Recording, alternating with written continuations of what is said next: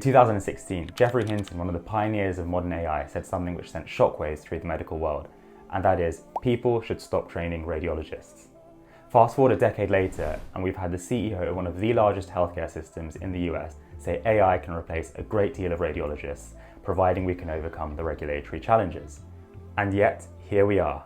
There is actually a massive shortage of radiologists across the globe, and we have many radiologists who love the slogan of radiologists who know how to use AI will replace those who don't. So who's correct? Am I going to be out of a job, or is this all just a massive bubble? Hi, my name is Shuaib and I'm a radiologist based in London, and today I'm going to be tackling the question of will AI replace doctors through the lens of a radiologist.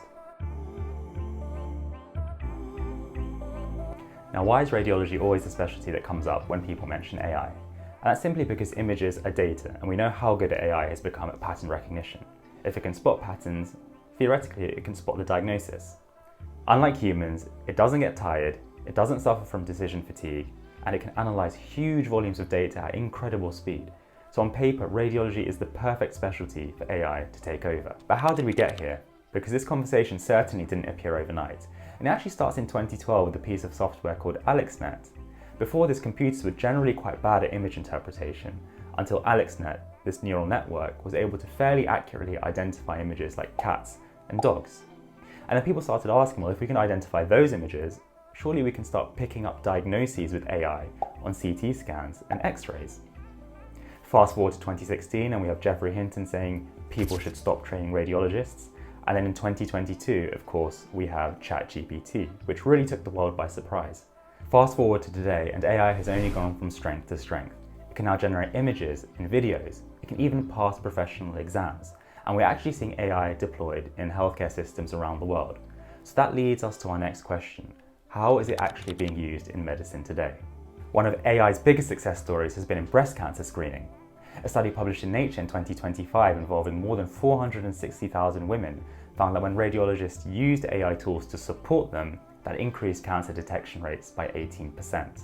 And there are many other examples, such as AI being used to report chest X-rays, or to look at tiny lung nodules which the radiologist otherwise may have missed, which may well become cancer in the future, or even to pick up fractures or flag urgent findings to the radiologist's attention so that particular scan can be prioritised. We actually see dozens of AI tools being approved for use across the world. And I think ultimately that's actually a good thing, because all it means is quicker diagnosis and quicker treatment for the patient. But that isn't the whole story. Why hasn't AI replaced the radiologist? In all of those examples I gave, the tools were used to support, not replace the radiologist. And all of them suffer from a fundamental issue in that all looking at a tiny isolated problem, whether that's a fracture, a lung nodule, or cancer. But the reality is healthcare isn't a collection of tiny isolated problems, but rather it's a very complex interwoven system. One of my favourite examples of this is the lung impact trial, which was a study conducted at UCL, and it showed actually AI is very good at picking up lung cancers on a chest X-ray. But after all of that, the time it took to treat the patient didn't change. And that's because you're only solving a tiny bottleneck in a series of larger bottlenecks. Remember, treating the patient isn't just about diagnosis.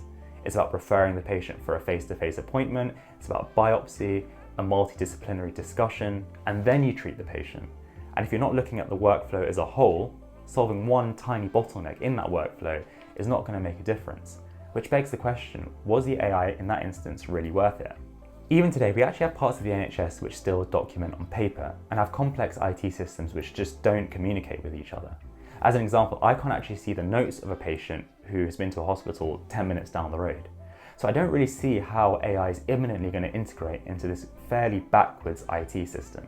And I think we should actually focus on solving these inefficiencies first, but that's probably a separate discussion. I also think there's a misconception about what radiologists actually do.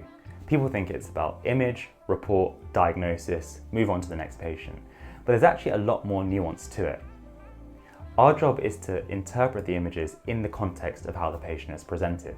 So that involves understanding the history, the examination findings, the blood tests, any prior imaging they may have had, and sewing all of that information together to actually come up with a diagnosis. The same imaging finding can be interpreted differently in light of all of those other bits of information. So let's take a chest X-ray for example. So you can see there's some consolidation here. Now if the patient is feverish, I'll be interpreting that as an infection or pneumonia. But if the patient is coughing up blood, I'll be interpreting that as hemorrhage. So the same imaging finding, but a different history, will guide me to a different diagnosis. Not only that, but every week a radiologist sits in on the multidisciplinary meeting. And this is where we discuss cancer patients with their oncologist. And actually the meeting is heavily dependent on the imaging findings. So if we take lung cancer, for example, if it's small and hasn't spread, the patient can potentially have a curative operation. But if the patient has really bad heart disease on the scan or heart failure, then actually the patient may not be fit enough to have the surgery and rather have chemotherapy instead. And see certain nuances, I just don't think AI is anywhere near reaching yet. Will it get better? No doubt, but we're not quite there yet. And where AI tools fit in at the moment is supporting the radiologist with those more niche, repetitive tasks, like picking up fractures or looking at lung nodules. So that leads me to, what is the future? I actually think people massively underestimate AI, and a classic example of this is Moore's law, which says computing power actually rises exponentially with time, not linearly. In 2012 we had AlexNet, in 2022 we had ChatGPT, and in 2026, who knows what is next? I suspect the role of a radiologist will change drastically over the next few decades. I think we'll have a world where AI will report the scan and the radiologist's job will be to verify the AI output. So what that means is a radiologist will now be able to look at double, triple, or quadruple the number of scans they currently do today. As a side point, that will mean a radiologist is doing a lot more work, taking on a lot more risk for pretty much the same financial remuneration. But I think that is a conversation for another day. Healthcare institutions are under immense financial stress. If we can use AI to support the radiologists and whittle down the workforce and have fewer doctors, then of course it's a no-brainer for hospitals to take that option. But the question is, can we actually get rid of radiologists? And I don't think we can, and that's for two reasons. The first is responsibility. If AI gets the diagnosis wrong, who takes that on its neck? Is it the computer software company? I wouldn't imagine so. I still think we need a human taking responsibility for what goes out in the radiology report and what diagnoses are made. The second are human factors. I still think, as a society, we would like humans to be in the loop when it comes to understanding the clinical context, what the patient has been through, and putting that together with the imaging findings to come up with a diagnosis, to communicate those findings to our doctor colleagues, as well as in the multidisciplinary meeting. Not to mention procedures like interventional radiology or ultrasound, where you physically need a person there to do those things. So do I think the radiologist will disappear? No. But do I think the role will evolve? Absolutely. So should you still do radiology? And I think I'd like to look at this as a slightly different perspective from everyone else. That technology has found its way in nearly every profession, whether that's banking, software engineering, photography, and it's certainly changed the landscape in these professions.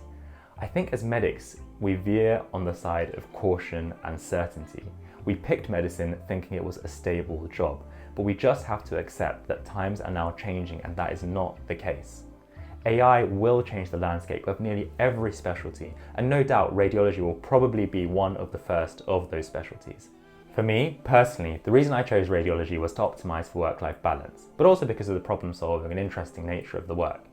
So going back 6 or so years, I just don't see myself picking any other specialty, irrespective of what AI is going to do in the future. If in some world artificial intelligence does come and it eliminates all radiologists, I'll just learn a new skill, adapt and do something else. And that's actually one of the reasons I do my medical education business on the side, and I'll be doing a video on that in the future. I'm actually a big advocate that doctors across the board, regardless of the specialty, should be doing things on the side, whether that's stocks, whether that's their own business, it can be anything, but it's important to keep yourself diverse because you just don't know what's going to happen in the future. So if you're someone who's genuinely considering radiology, my honest advice to you would be go for it, but go for it with your eyes wide open, knowing that the specialty may well change. Things you can do to stay relevant would be intervention, keeping up your ultrasound skills, and actually getting involved with AI, because no doubt the saying that radiologists who know how to use AI will replace those who don't, I think there is actually a lot of truth to that. I don't think fear alone is a good enough reason to not choose radiology, and AI is going to find itself in every aspect of medicine. If you found this video interesting, please stay tuned for more, and do like, share and subscribe.